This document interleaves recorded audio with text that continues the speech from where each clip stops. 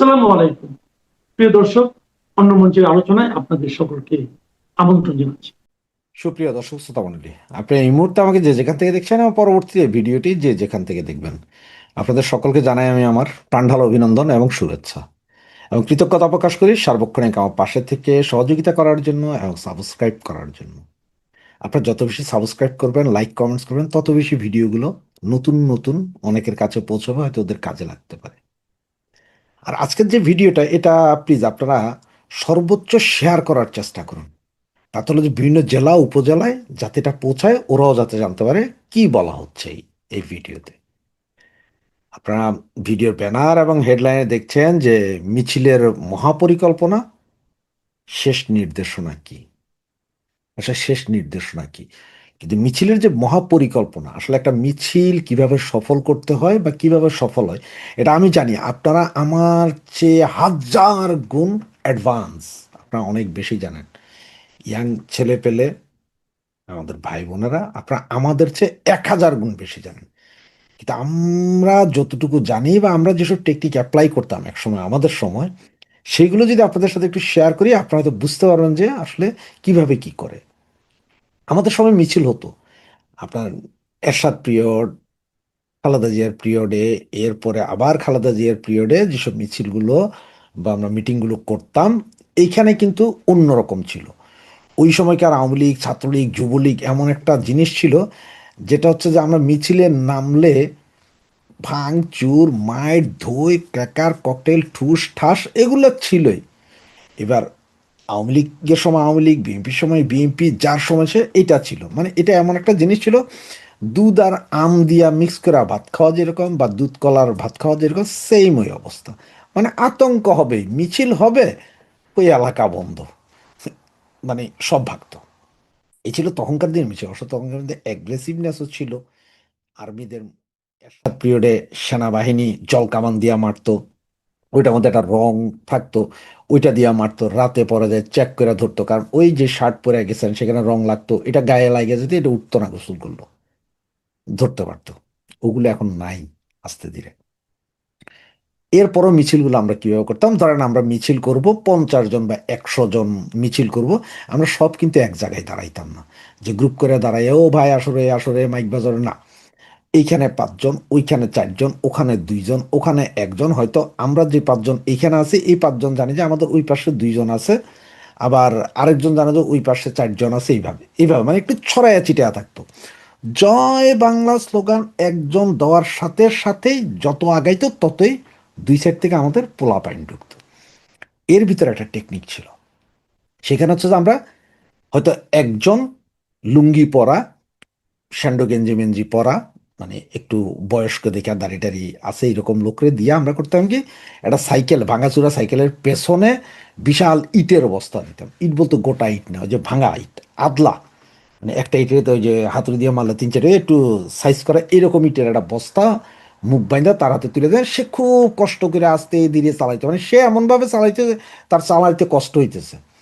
কিন্তু মূল টেকনিকটা হচ্ছে যে আমাদের মিছিল যত আগাইতেছে, তার এই ইটের সাইকেল হয় আমাদের 100 হাত দূরে আছে, অথবা 10 হাত পেছনে আছে, মিছিলের পেছনে আছে, আর সামনে থাকলে 100 হাত সামনে আছে।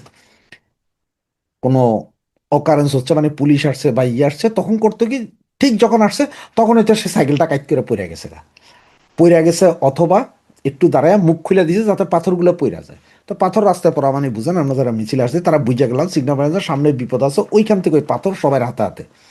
পাথর নিয়ে তো ঘর থেকে বাইরে যায়, আপনি মিছিলে যেতে পারবেন, পাবলিক ধরে বানাই। ওখান থেকে শুরু হইতো। এই এই ছিল এক। আর দ্বিতীয় ছিল যে আপনারা কি বলেন জানি না, পালেত বলে, জাহাজের পালেত বলে, জাহাজের কাঠ, ওই যে বক্সের মতো কত কাঠ থাকে চিকন চিকন চিকন, এগুলা হয়তো আমরা 8-10টা কিনতাম। 8-10টা তৎকালীন সময় তো 20-22-25 টাকা যাইতো, এখন হয়তো 100 টাকা যাবে।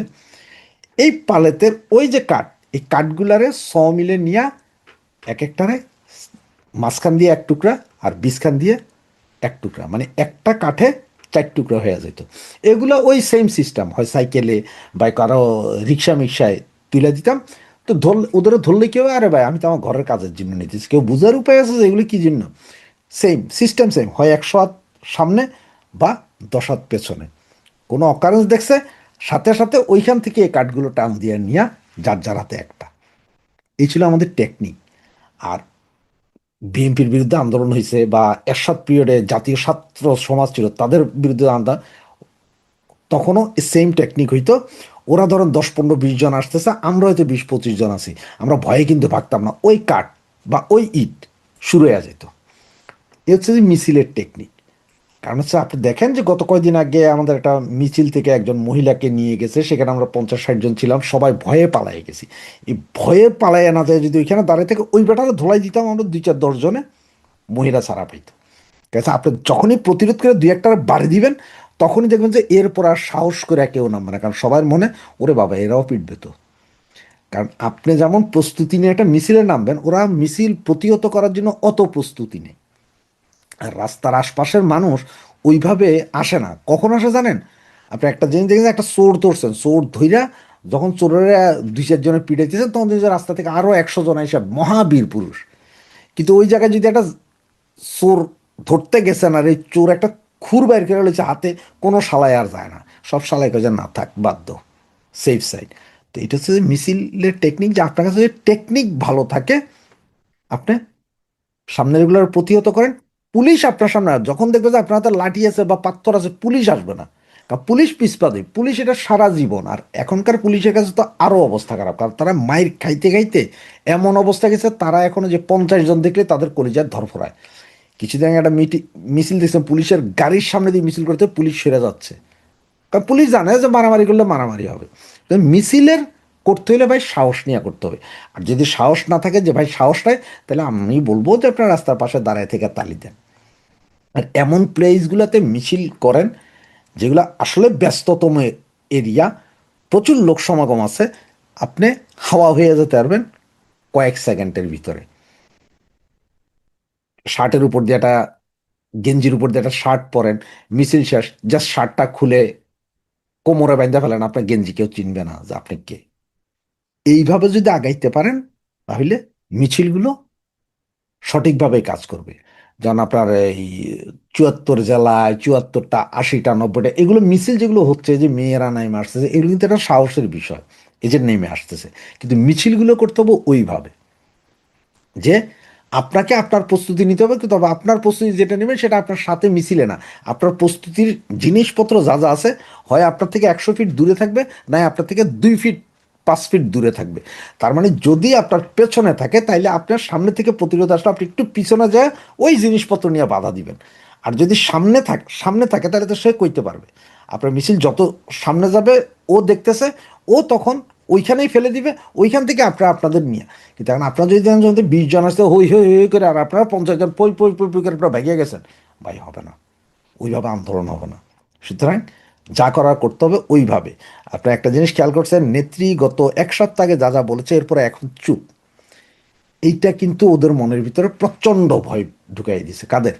এই বর্তমান সরকার, এনসিপি বলেন, জামাত বলেন, এমন যে হঠাৎ এত চুপ কেন, কিছু একটা ঘটতেছে। এইটা তাদের সাইকোলজিতে এমনভাবে ধরছে যে আতঙ্কিত হয়ে গেছে, হঠাৎ কেন। আপনি একটা জিনিস দেখেন, আপনি কোনো একটা অন্যায় করার পরে রাস্তা থেকে ঘরে আসার সময় আপনার সবসময় চিন্তা হচ্ছে, "ইস, আল্লাহ জানে খবরটা আমার পরিবারের কাছে গেল কিনা, এই বাপের কাছে গেল কিনা, মা জানলো কিনা, এই শালা।" এটা আতঙ্ক, ওদের মনে সেম আতঙ্ক আছে। এবং ওরা মনে করতেছে বা ওরা ভাবতেছে খুব দ্রুত এমন কিছু একটা হবে যেটা হয়তো ওরা সহ্য করতে পারবে না। যার কারণে ওদের সাথে আম জনগণ নাই, কিছু সন্ত্রাসী আছে। তো যেই সন্ত্রাসী আছে, এই সন্ত্রাসীগুলো যদি আপনারাও যদি সেম কন্ডিশনে যে ওদের হিট করতে যান, দেখবেন যে ওরা পিছিয়ে হাঁটবে। আর একবার যদি আপনারা শুরু করেন ওদের পিছু হাঁটানো, আপনাদের সামনে আর কেউ দাঁড়াবে না। কারণ তখন ওরা চিন্তা করে যে বাবারে এরা আসলে। এখন আজকে সারা রাত পুলিশ রেড দিছে বিভিন্ন জায়গায়, আগামীকালও রেড দিবে, এটা নর্মাল। মিছিলে আপনি যান চাই না যান, আপনি কিছু করেন চাই না করেন, মামলা আপনার নামে হবে। তো মামলা হবে, ঘর বাড়িতে থাকতে হবে, সবই যখন হবে, তখন আমি মিছিলে যাই শক্তিই দেখাই না। কারণ আমি ঘরে থাইকা যদি 10টা মামলা খাই, মিছিলে যায় 5টারে পিড়ে 3টা মামলা খাবো, কোনো সমস্যা তো নাই। কারণ এমনও তো মামলা খাবো, অমনও মামলা খাবো, এমনও ধরে ওরা জেলে দিবে, অমনও দিবে।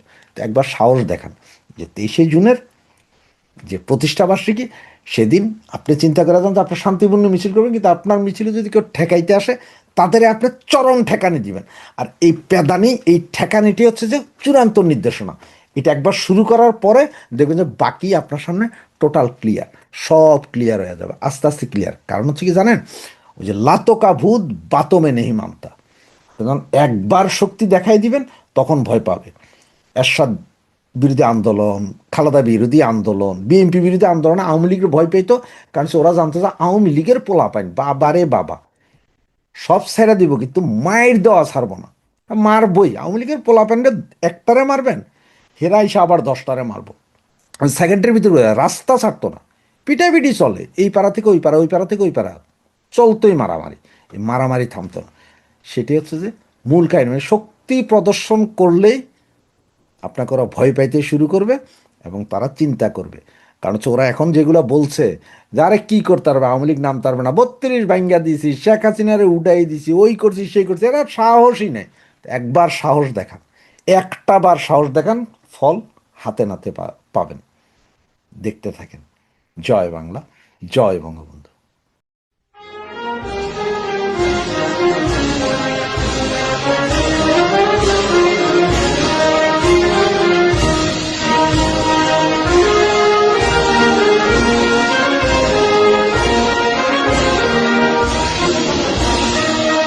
বাংলাদেশে কার্যক্রম নিষিদ্ধ থাকা আওয়ামী লীগের ৭৭তম প্রতিষ্ঠাবার্ষিকী ২৩ জুন। এরই মধ্যে দেশের পুলিশ ও স্বরাষ্ট্র মন্ত্রণালয়ের পক্ষ থেকে এই দিনটিকে ঘিরে সহিংসতা হতে পারে এমন আতঙ্কে সতর্কতা জারি করা হয়েছে। উল্টো দিকে আওয়ামী লীগ ও অঙ্গ সংগঠনের নেতাকর্মীদের মিছিলের সংখ্যা বাড়ছে। এতদিন যেটি দেখা যায়নি সেটিও ঘটেছে ২১ জুন গাজীপুরে। মহানগর যুবলীগের মিছিল থেকে পুলিশকে হুমকি দেওয়ার একটি ভিডিও সামাজিক যোগাযোগ মাধ্যমে ছড়িয়ে পড়েছে। আওয়ামী লীগের একাধিক সূত্রে জানা গেছে, বাংলাদেশের বিভিন্ন জেলা ও উপজেলা এবং থানা এলাকার মধ্যে কমপক্ষে ৩০০ থেকে ৩৫০টি স্থানে মিছিল করতে চায় দলটি। এর মধ্যে কয়েকটি শহরে বড় ধরনের মিছিলের আয়োজন করে নিজেদের অবস্থানের জানান দিতে চায় তারা। অন্যদিকে পুলিশের একাধিক সূত্র বলছে, ৫টি স্থানে দলটির নেতাকর্মীদের সমাগম ঠেকানোর প্রস্তুতি নিয়ে রেখেছে পুলিশ। দলটির প্রতিষ্ঠা বার্ষিকীর বিভিন্ন কর্মসূচিকে কেন্দ্র করে যে কোনো ধরনের অপ্রীতিকর ঘটনা এড়াতে এবং নগরের নিরাপত্তা বজায় রাখতে পুরো ঢাকা মহানগর নিরাপত্তার চাদরে ঢেকে ফেলার পরিকল্পনা নেওয়া হয়েছে। ঢাকায় ১৮,০০০ পুলিশ সদস্য নিয়োগের সিদ্ধান্ত নেওয়া হয়েছে। অন্য স্থানগুলোতে সহিংসতা না হলে পুলিশের পক্ষ থেকে আওয়ামী লীগের তৎপরতা ঠেকানোর তেমন কোনো কৌশল নেই। তবে বিভিন্ন জেলা শহরে দলটির স্থানীয় কার্যালয়ের সামনে পুলিশকে সতর্ক অবস্থানে থাকতে বলা হয়েছে। তবে পুলিশের উদ্বেগ যতটা না আওয়ামী লীগকে নিয়ে, তার চেয়ে বেশি হলো আওয়ামী লীগের নেতাকর্মীদের উপর হামলা চালিয়ে একটি গ্রুপ ফায়দা লুটতে পারে। পুলিশের একটি সূত্র নিশ্চিত করেছে, মাঠে আওয়ামী লীগের সাথে সরাসরি মুখোমুখি অবস্থানে যেতে চায় না পুলিশ। তাদের বরং চাওয়া বৃষ্টির সম্ভাবনা। ওই দিন ব্যাপক বৃষ্টিপাত হলে আওয়ামী লীগ ও অঙ্গ সংগঠনের তৎপরতা এমনিতেই কমে যাবে এমন ধারণা পুলিশের। বাংলাদেশের আবহাওয়া অধিদপ্তরের পূর্বাভাসে বলা হয়েছে, ২৩ জুন দিনের বেলা ভারী বজ্রপাত সহ ব্যাপক বৃষ্টির সম্ভাবনা ৬৫%। অন্যদিকে আওয়ামী লীগ ও অঙ্গ সংগঠনগুলো ভিন্ন কিছু করে শুধু সরকারই নয়, দলটির হাই কমান্ডকেও চমকে দেওয়ার কথা বলছে। বিস্তারিত জানতে চলুন যাওয়া যাক বিশ্লেষণ। বাংলাদেশের স্বাধীনতা যুদ্ধের ইতিহাসে ওতপ্রোতভাবে জড়িত দল আওয়ামী লীগ তার ৭৭ বছরের ইতিহাসে একাধিকবার নিষেধাজ্ঞার মুখে পড়েছে।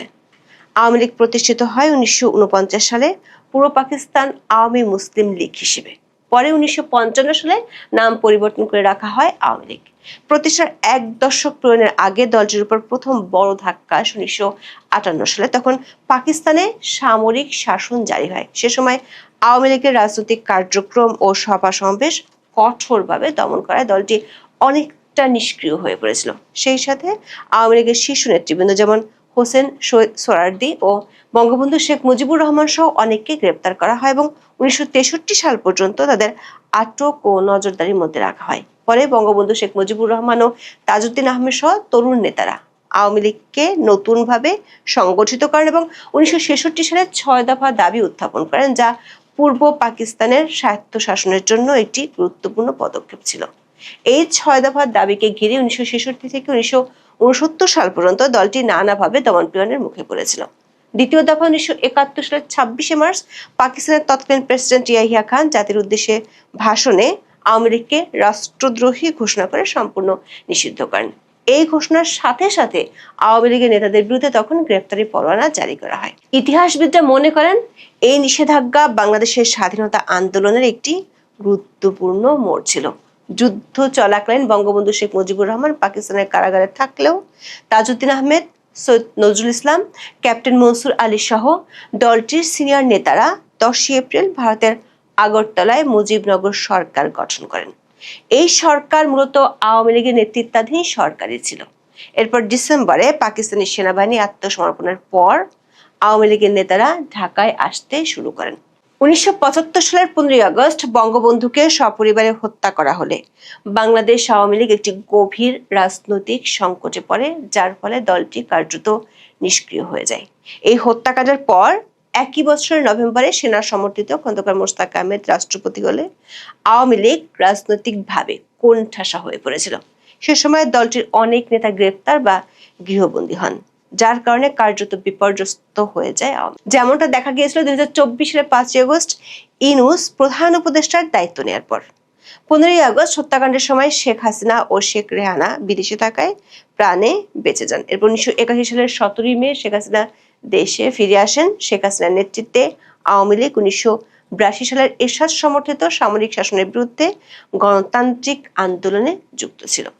1982 থেকে 1990 সাল পর্যন্ত এরশাদ সরকার আওয়ামী লীগকে সরাসরি নিষিদ্ধ না করলেও দলটি নানা ধরনের রাজনৈতিক দমন, পীড়ন, নিষেধাজ্ঞা ও দমনমূলক পদক্ষেপের মুখোমুখি হয়। এরশাদের স্বৈরশাসনের বিরুদ্ধে সভা সমাবেশ, বিক্ষোভ, হরতাল এবং পত্রপত্রিকায় বিবৃতি দেওয়ায় শেখ হাসিনাকে 1983 ও 1987 সালের মধ্যে 4 দফা গৃহবন্দী করা হয়েছিল। পরে আন্তর্জাতিক ও অভ্যন্তরীণ চাপের মুখে এরশাদ 1986 সালে রাজনৈতিক দলগুলোর উপর নিষেধাজ্ঞা প্রত্যাহার করেন এবং নির্বাচন ঘোষণা দেন। ওই বছর জাতীয় সংসদ নির্বাচনে অংশগ্রহণের মাধ্যমে আবারও সক্রিয় রাজনীতিতে ফিরে আসে আওয়ামী লীগ। পরের বছর থেকে আওয়ামী লীগ ও বিএনপি যৌথভাবে এরশাদ বিরোধী আন্দোলন শুরু করে। বিবিসি বাংলার এক রিপোর্টে বলা হয়েছে 2001 সালে বিএনপি নেতৃত্বাধীন 4 দলীয় জোট সরকার ক্ষমতায় আসার পর আওয়ামী লীগ এবং এর সমর্থকদের উপর ব্যাপক দমন, পীড়ন ও রাজনৈতিক সহিংসতা চালানো হয়েছিল। 1/11 পর আওয়ামী লীগ সভানেত্রী শেখ হাসিনাকে গ্রেপ্তার করা হয় এবং একাধিক দুর্নীতির মামলায় অভিযুক্ত করা হয়।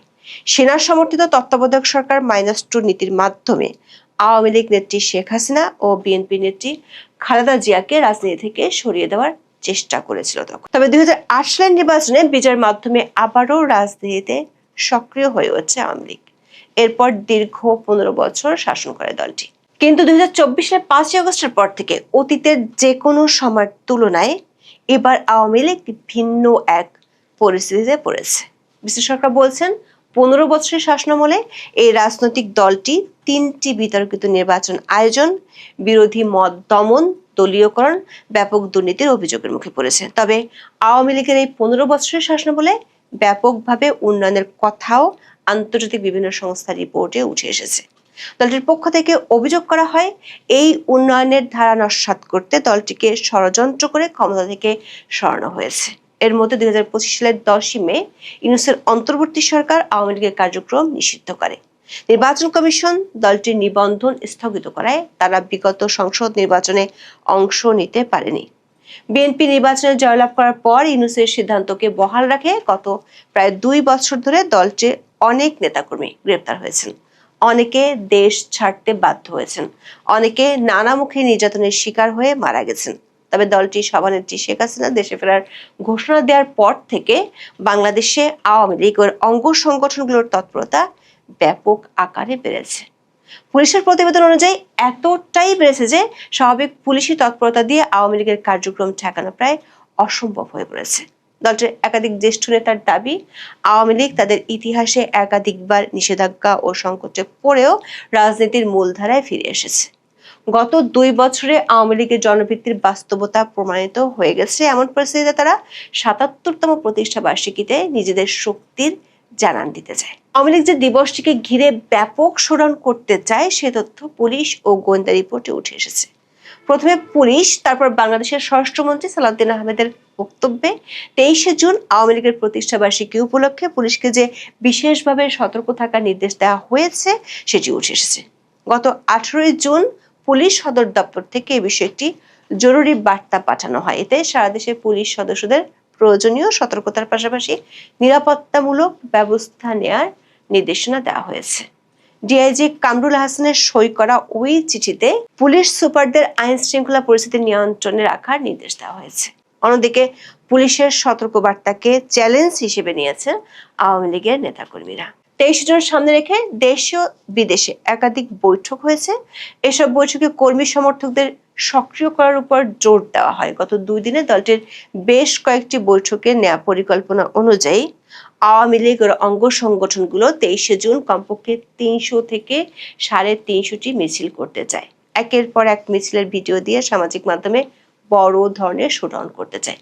প্রতিষ্ঠা বার্ষিকীতে রাজধানী ও জেলা পর্যায়ে মিছিলকে প্রধান কর্মসূচি হিসেবে নির্ধারণ করা হয়েছে। আইন শৃঙ্খলা রক্ষাকারী বাহিনীর নজরদারি এড়িয়ে কর্মসূচি সফল করতে স্থান ও সময় নির্ধারণ করে সুনির্দিষ্ট কৌশল অনুসরণ করা হচ্ছে। ইতিমধ্যে পুলিশের চোখ এড়িয়ে পোস্টারিং ও লিফলেট বিতরণ করা হয়েছে। প্রকাশ্যে কর্মসূচি পালনের সুযোগ না পেলেও দলের প্রতিষ্ঠাবার্ষিকী উপলক্ষে 23শে জুন ভার্চুয়ালি আলোচনা সভা সহ বেশ কিছু কর্মসূচির ঘোষণা দিয়েছে আওয়ামী লীগ। দলটির অফিসিয়াল ফেসবুক পেজ ও ইমেইলে পাঠানো সংবাদ বিজ্ঞপ্তিতে বঙ্গবন্ধু ভবন প্রাঙ্গণ, বর্ণী কবরস্থান ও টুঙ্গিপাড়ায় বঙ্গবন্ধুর কবরে শ্রদ্ধা নিবেদন, প্রচারপত্র বিলি, মিলাদ দোয়া মাহফিল সহ বেশ কিছু কর্মসূচি পালন করা হবে বলে দাবি করা হয়েছে। এছাড়া 23 থেকে 30শে জুন সহযোগী সংগঠনগুলোর ব্যানারে ভার্চুয়ালি আলোচনা সভার কথা বলা হয়েছে। পুলিশের একটি সূত্র মতে দলীয় কার্যালয়, ধানমন্ডি কার্যালয়, বর্ণী কবরস্থান, টুঙ্গিপাড়া সহ 5টি স্থানে তারা আওয়ামী লীগের ওই দিনের কর্মসূচির উপর বিশেষ নজর রাখবে। এছাড়া কিছু জেলা শহরে পুলিশের তৎপরতা বাড়ানো হয়েছে। পুলিশ বলছে দলটি যেভাবে সারা দেশে মিছিলের সংখ্যা বাড়িয়েছে সেটি পুলিশ দিয়ে দমন করা সম্ভব নয়। 21শে জুন গাজীপুর মহানগরে যুবলীগের নেতাকর্মীরা মিছিল করেছেন। মিছিল থেকে পুলিশকে হুমকি দেওয়ার একটি ভিডিও রোববার সামাজিক যোগাযোগ মাধ্যমে ছড়িয়ে পড়ে। এই আশঙ্কা পুলিশের 18 জনের প্রতিবেদনে করা হয়েছিল। সেখানে বলা হয়েছিল দমনের চেষ্টা করলে পুলিশের উপর বিক্ষুব্ধ হয়ে উঠতে পারে দলটির নেতাকর্মীরা। তবে পুলিশের আশঙ্কা অন্যখানে। সেটি হলো আওয়ামী লীগের মিছিলকে কেন্দ্র করে একটি গ্রুপ দেশের পরিস্থিতি ঘোলাটে করে সরকারকে বিপদে ফেলতে চায়। এই গ্রুপটি আওয়ামী লীগের মিছিলের উপর সহিংস হামলা চালাতে পারে। এরই মধ্যে পুলিশ প্রতিবেদনে বলা হয়েছে আওয়ামী লীগকে ঠেকাতে জাতীয় নাগরিক পার্টি ও দলটির ছাত্র সংগঠনের নেতা কর্মীরা বিভিন্ন স্থানে অবস্থান নিতে পারেন। এতে সংঘর্ষের আশঙ্কা করছে পুলিশ। প্রতিষ্ঠাবার্ষিকীর বিভিন্ন কর্মসূচিকে কেন্দ্র করে যে কোনো ধরনের অপ্রীতিকর ঘটনা এড়াতে এবং নগরের নিরাপত্তা বজায় রাখতে পুরো ঢাকা মহানগর নিরাপত্তা চাদরে ঢেকে ফেলার পরিকল্পনা নেওয়া হয়েছে। রবিবার রাতে ডিএমপি সদর দপ্তর থেকে পাঠানো এক সংবাদ বিজ্ঞপ্তিতে এই তথ্য নিশ্চিত করা হয়েছে। ডিএমপি সূত্র জানায় বিশেষ এই দিনটি উপলক্ষে রাজধানী জুড়ে 200টির বেশি কৌশলগত স্থানে পুলিশের বিশেষ পিকেট ও চেকপোস্ট ডিউটি পরিচালনা করবে। একই সাথে ঢাকার নিরাপত্তা নিশ্চিত করতে মহানগরের একটি প্রবেশ পথে কড়া চেকপোস্ট ও তল্লাশি কার্যক্রম জোরদার থাকবে।